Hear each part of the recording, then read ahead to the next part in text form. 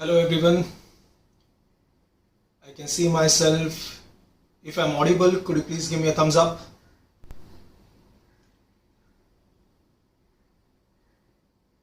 Thanks Krupa, I can see you.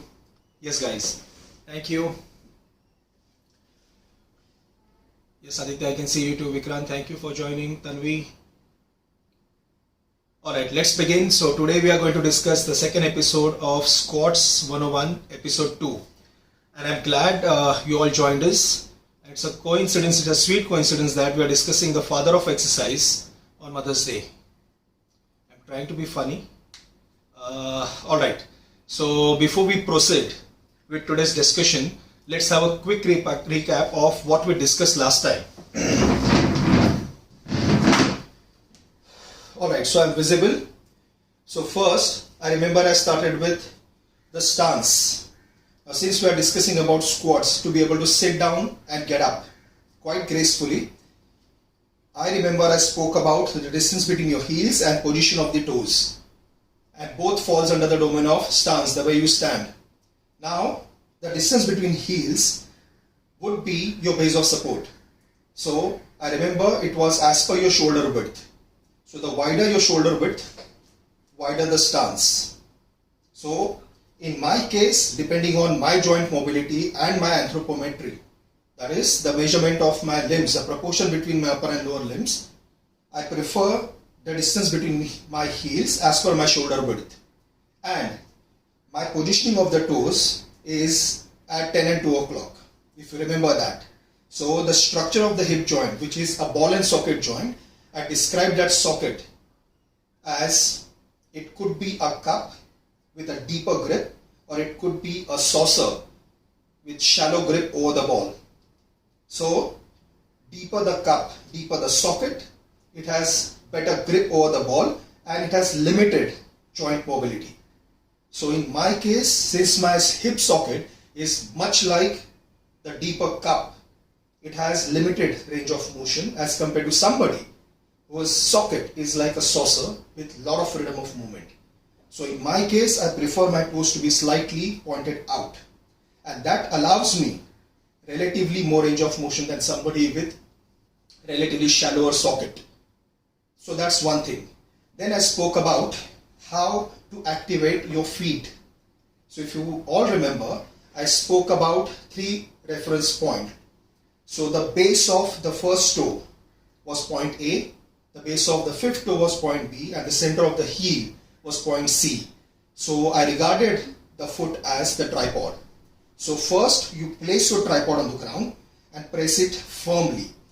So when you take your stance, make sure that you sense your tripod. It means neither your body weight should be on point A and B. See me from the profile. Neither your body weight should be on point A and B, nor should be on the heels. It should be nicely evenly spread. So even if you cannot see your feet, you should be able to sense it. Second thing, everyone has an arch. Now in my case, although I have an arch, but I have a condition called collapsed arch. But I make sure that my body weight does not go on point A. Can you see the collapse of the foot? So this collapse of the foot happens as a result of overpronation of the foot. So I consciously think about my point B, because if your foot arch collapses, you tend to slip more towards point A. Now I'll talk about the limitation what they would bring if the foot collapses towards the point A. So the first thing to consider would be placing your tripod and fixing all 3 points even. So load should never be on one single point. Then I spoke about tearing the floor apart with your feet without shifting its position. Now, this tearing of the floor, this will simply activate your gluteal group and the quads. So the pelvic girdle and knee are nicely protected, which means when you stand, watch, I've placed my toes out. Now as soon as, keep an eye on the glute, as soon as I've spread the floor out, you can see the glute activation. So the glute and quads both are nicely active. So before I decide to sit down, the first is activation phase. Now, once you get that toes pointed out and tear the floor apart, you are ready to sit down. Then I spoke about how to sit down. So when you decide to sit down, there has to be simultaneous action around hip and knee. So although it's triple extension, what I mean by that, the action would take place around hip, knee and ankle, but hip and knee are the active mobilizers, whereas ankle becomes the passive mobilizer. The foot doesn't come off the floor. It remains flat like a tripod. So active motion will be around your hip and knee. But I remember mentioning about people who are hip dominant in squat, they first initiate with the hip. Now when you initiate with the hip, see where your body weight falls. You lean forward. So imagine if there is a cup of tea on your shoulder.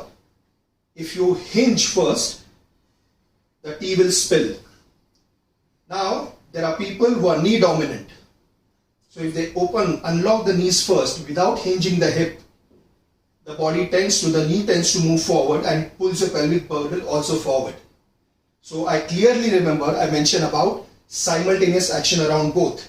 So when your knees are traveling, they are not only traveling straight, but they are traveling in the direction of your toes. And you try to drop your hip bucket as straight as possible. So watch. Activation of the tripod, spreading of the towel, breath.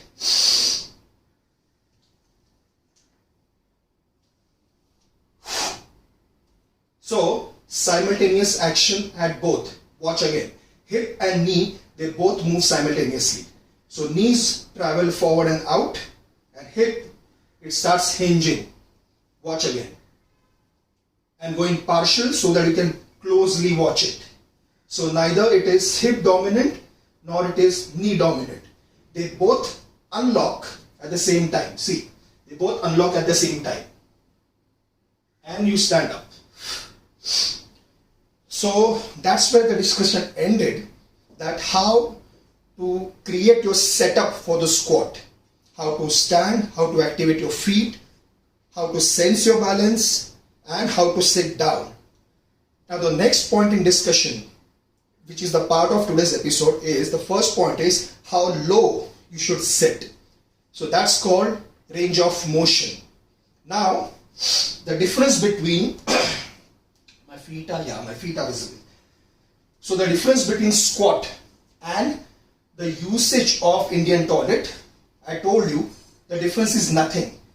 Indian toilet, we slacken, spine is slouch, but the squat, the spine is neutral. Watch the difference. Down, nice and erect. Now since my joint mobility allows me to sit deeper, I can squat deeper. But let's talk about, there are people who talk about parallel squat, half squat, full squat. Now, everything has a start point and an end point. Now, if I'm a sprinter, if I introduce myself as a sprinter, somebody who knows the event of sprinting would first ask me, what's your distance? Are you a 100-meter sprinter or 200? That simply means they know the start point, but they should know where my race ends. So if I'm a 100-meter sprinter, I have to run 100 meters. That's my minimum range of motion. So let's talk about squat for general population, for all of us who wants to be fitter with respect to day-to-day life. Now, we all sit down on a chair. So even if you use, let's say, Western commode to defecate, this low you sit down. If it's a couch, it could be probably lower. But since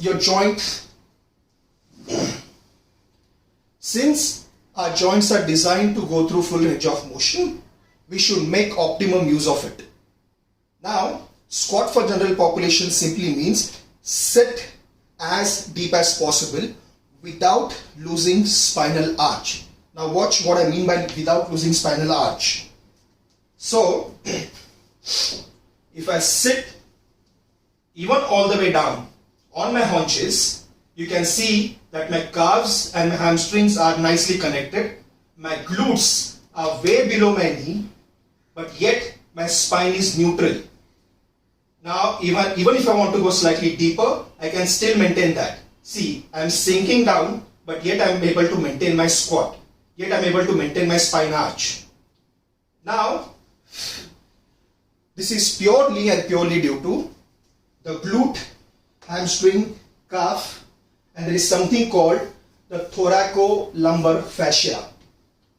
Now let me talk more about the mobility of the posterior chain. So, posterior in anatomy simply means the back side, anterior means the front side. So, the posterior side, it actually starts from the base of the skull, which connects your traps. Trapezius are connected to your lats. Lats are connected to glutes. Glutes are connected to hamstrings. Hams are connected to the calves. And then calves are connected to the heel. So this chain starts from the base of the skull and it goes all the way down to the base of the heel. Now what is fascia? Now consider this athletic attire which is nicely wrapped around my legs, which offers me a lot of freedom of motion. Similarly, fascia is a connective band that connects multiple muscles together. So I described in the last lecture about tendons and ligaments. So ligaments are the bands that connect two bones.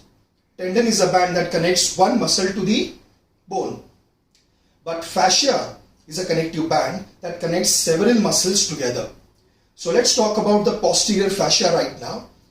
So when you sit down, it's not just the calf which is getting elongated. See, watch. When we sit down, the shin bone travels forward without heels coming off. The knee travels forward, the hip travels backwards. So the hams are getting nicely elongated, so as the glutes, and because everything is interconnected.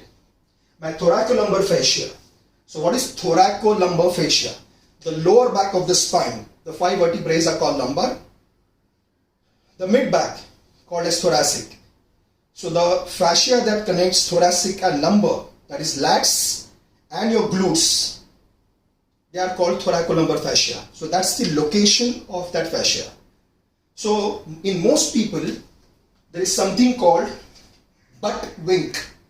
What I mean by butt wink is this. Watch. They sit down, but beyond a point, see, beyond a point, their pelvic starts moving forward. Can you see this? Watch. Now the hip has nicely gone back, but as it tilts, that's called butt wink. So they are able to sit down, but as they sit beyond a particular point, the pelvic starts moving forward. So that is called, see, this is called as a neutral pelvic. The bucket, when it goes into a wink, see, this is called posterior tilt. This is called an anterior tilt. So when female Instagram models, when they pose for those booty pics, this is how they tilt their butt. See, this is exaggerated pelvic tilt. That is anterior tilt. But when it sinks forward, this is posterior tilt. So why that does happen? It does happen as a result of tightness around the glutes, tightness around the hamstrings, tightness around the thoracolumbar fascia. But if you keep thinking about releasing these muscles, glutes, hamstrings and thoracolumbar fascia, it's not going to work. Because eventually it starts from the base of the skull and it ends at the base of the heel. So everything has to work together. Now, watch. Every part of the fascia is getting nicely elongated.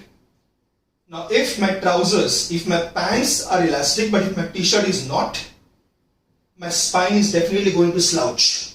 It is definitely going to inhibit range of motion around the joint. So